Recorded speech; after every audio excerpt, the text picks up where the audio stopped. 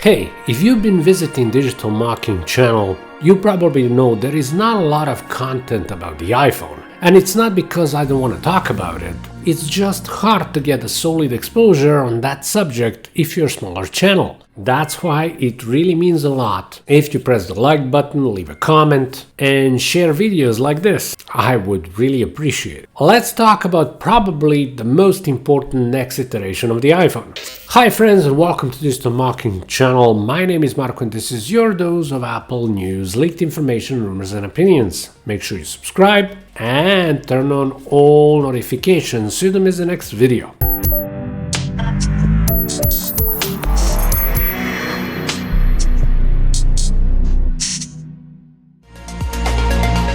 I don't know if you remember, but right before the reveal of the iPhone 13, John Prosser leaked few rendered images and even video of its potential successor. As it was shown, the iPhone 14 could come with a sharp-edged sandwich design, resembling even more to the iPhone series between 4 and 5S. Probably the most exciting aspect of this so-called leak was the removal of the notch, and for the first time ever, a punch hole display. Later, this have been clarified as a possible solution for the iPhone Pro variants, while this year's notch should be inherited by regular iPhone 14 models. Mark Gurman from Bloomberg has also been reporting about the next iPhone generation, predicting complete redesign, while some rumors were mentioning the use of titanium. While I will definitely talk about some of the specs and what we can look forward to on 2022 iPhones, there should be one crucial difference between the future lineup and the latest two. Apple will probably scrap the iPhone mini, which I have to admit really surprised me when I've heard, but then the market has said it all. Luckily, Cupertino Giant will continue selling mini variant of this year's generation during the next year and maybe after. It is expected that the iPhone 14 models to feature two regular size iPhones with 6.1-inch displays and two maxed out versions with 6.7-inch diagonal of screen real estate. This will be quite exciting considering that I've personally met many who would gladly pick the bigger model if the price wasn't as steep.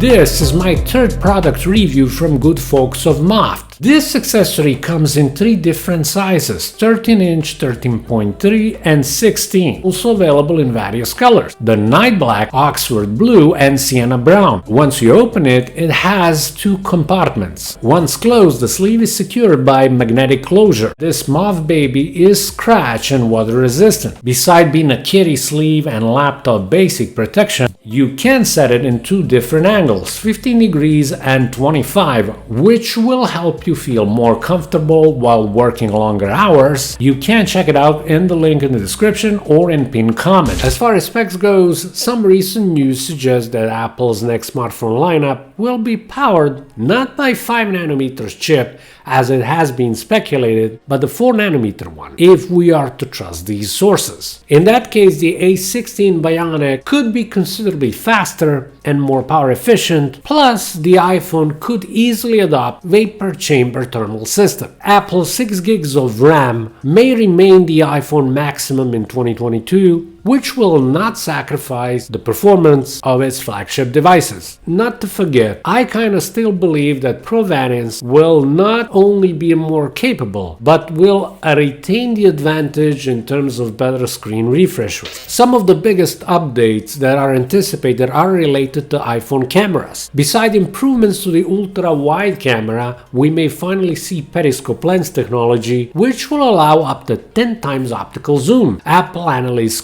Ming Chi believes that Pro editions will be upgraded to 48 megapixel sensors. Forward-facing cameras should also be updated. According to analysts from Barclays, Apple could rely on laser-based time-of-flight architecture for Face ID that would allow more drastic changes in the front-facing true-depth camera array. It really depends, will Apple be able to fully implement under the display Face ID technology, and will they finally go to the Touch ID within the screen? While some are hoping to see USB-C on the iPhone, which is now even more subject of conversation conversations thanks to forthcoming EU regulations, I doubt it will take place at least for the next year or two. Not to mention that Apple can always think of something else or even offer some other alternatives like MagSafe. In any case, due to its size and possibly lower price tag, I think that the standard iPhone 14 Max will be the most sold iPhone of the next year. And what do you think? What will people buy most?